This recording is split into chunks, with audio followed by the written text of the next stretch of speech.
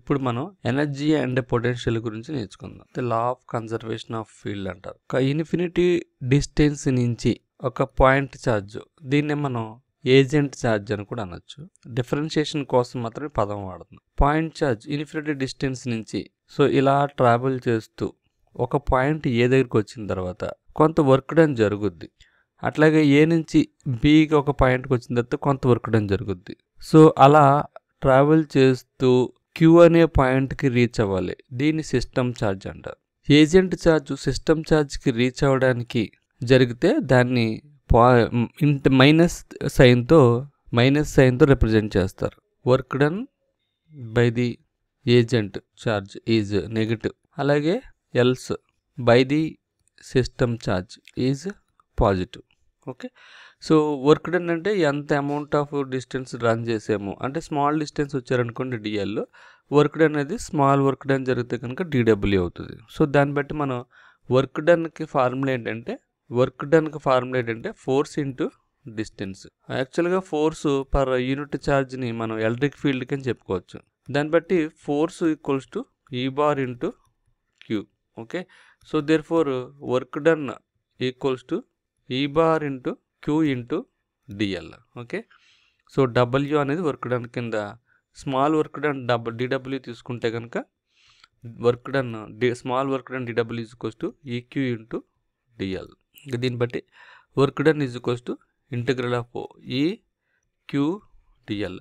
నేను ఆల్రెడీ చెప్పాను, ఒక ఏజెంట్ ఛార్జ్ అంటే ఒక small point charge plus Q అనే సిస్టమ్ ఛార్జ్ దగ్గరికి తీసుకురావడానికి పట్టే లెంత్ డిఎల్, పట్టే వర్క్ డన్ డిడబ్ల్యూ. సో ఇది ఎలక్ట్రిక్ ఫీల్డ్కి వ్యతిరేకంగా జరుగుతుంది. ఎందుకంటే small point charge system charge తీసుకురావడం అనేది ఫీల్డ్కి వ్యతిరేకంగా జరుగుతున్నట్లు లెక్క. ఓకే, ఎందుకంటే ఫీల్డ్ ఇటువైపు వస్తూ ఉంటుంది, పాయింట్ ఛార్జ్ ఇటువైపు వస్తూ ఉంటుంది కాబట్టి ఫీల్డ్కి వ్యతిరేకంగా జరుగుతుంది కాబట్టి మైనస్ పెట్టాలి. అదే ఈ క్యూ ఛార్జ్ అనేది పాయింట్ ఛార్జ్కి తీసుకొస్తే కనుక పాజిటివ్ పెట్టాలి. ప్రస్తుతానికి ఇది మైనస్ పెట్టాలి, ఎందుకంటే ఏజెంట్ ఛార్జ్ సిస్టమ్ ఛార్జ్ దగ్గర తీసుకొస్తున్నాను కాబట్టి. అప్పుడు క్యూని బయట తీసుకొస్తే minus E bar dot DL initial value and final వాల్యూకి రీచ్ అవుతుంది. ఫైనల్ వాల్యూ అనేది something.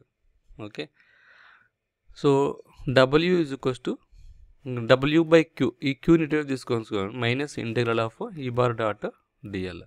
So W by Q అంటే పొటెన్షియల్ అనమాట. వర్క్ డన్ పర్ ఛార్జ్ అనేది పొటెన్షియల్తో సమానం. So V is equals to minus E bar dot DL. So therefore potential V is equals to E bar dot DL అనేది formula అనమాట. Okay, so ఇక్కడ ఒక origin point తీసుకున్నాం అనుకోండి, ఎక్కడి నుంచి ఇక్కడికి దాని డిస్టెన్స్ RA అవుతుంది, ఎక్కడి నుంచి ఇక్కడికి డిస్టెన్స్ RB అవుతుంది. అప్పుడు ఈ డిస్టెన్స్ అనేది మనం R కింద తీసుకుంటే RA plus R is equals to RB అవుతుంది. Therefore R is equals to RB minus RA అనమాట.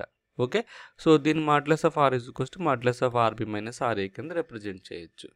దీన్ని బట్టి మనకి potential V is equals to minus E bar అంటే Q by 4 epsilon not into R minus RB minus RA కింద represent చేయొచ్చు at this figure. R minus Q by 4 epsilon not into R అని represent చేయొచ్చు into DL bar అంటే DR into AR bar అనమాట యాక్చువల్గా. So minus Q by 4 epsilon naught R into DR into AR bar. ఎందుకంటే ఈ direction ఇటేపు వెళ్తున్నప్పుడు ఇది యూనిట్ వెక్టర్ ఏఆర్, వెళ్తున్న డైరెక్షన్ డిఆర్ కాబట్టి డిఆర్ ఇంటూ ఏఆర్ బార్ కింద రాయొచ్చు. Okay, obviously this value E bar having and AR bar కాబట్టి ఏఆర్ ఇంటూ ఏఆర్ బార్ 1 అయిపోతుంది. ఓకే, అప్పుడు minus Q by 4 epsilon not into integration of DR by R రాయొచ్చు. అప్పుడు దీని value ఎంత అవుతుందంటే minus Q by 4 epsilon not into minus 1/r అవుతుంది. Initial value infinity, final value reaching the point A అనేది A అయితే infinity to A అవుతుంది. అప్పుడు దీన్ని మనం ఎలా రాయొచ్చు అంటే minus Q by 4 epsilon not into, so మైనస్ని కూడా బయట తీసుకొస్తే మైనస్ మైనస్ ప్లస్ అయిపోద్ది. అప్పుడు 1/r into infinity to A అవుతుంది. So 1/a minus 1/∞, final value minus initial value. So 1/∞ అంటే 0 కాబట్టి ఇది 1/a అవుతుంది. దేర్ ఫోర్ దీని value Q by 4 epsilon not, where r is equals to RA అనుకున్నాం. So 1/4πε0 RA is equals to VA అవుతుంది. So VA పాయింట్కి reach అవ్వాలంటే Q/4πε0 RA అవుతుంది. అదే మీరు VB పాయింట్కి రీచ్ అవ్వాలనుకోండి, VB is equals to Q/4πε0 RB అవుతుంది అనమాట. దీన్ని సింపుల్గా మీరు అర్థం చేసుకోవడానికి ఏముండవచ్చు అంటే సేమ్ ఇదే కండిషన్ తీసుకుని ఈ కండిషన్లోనే -Q/4πε0 -1/R ఇంటూ ఈ R is equals to RA, R is equals to RB రాశారనుకోండి సరిపోతుంది. అప్పుడు ఏమవుతుంది అని అంటే -Q/4πε0 ఇంటూ మైనస్ని ఇటువైపు తీసుకొస్తే దీన్ని ఇప్పుడు -1/R కదా, దీన్ని మనం లిమిట్స్ కింద మార్చాలంటే 1/R is equals to R is equals to RB, R is equals to RA కింద రాసేచ్చు కావాలంటే.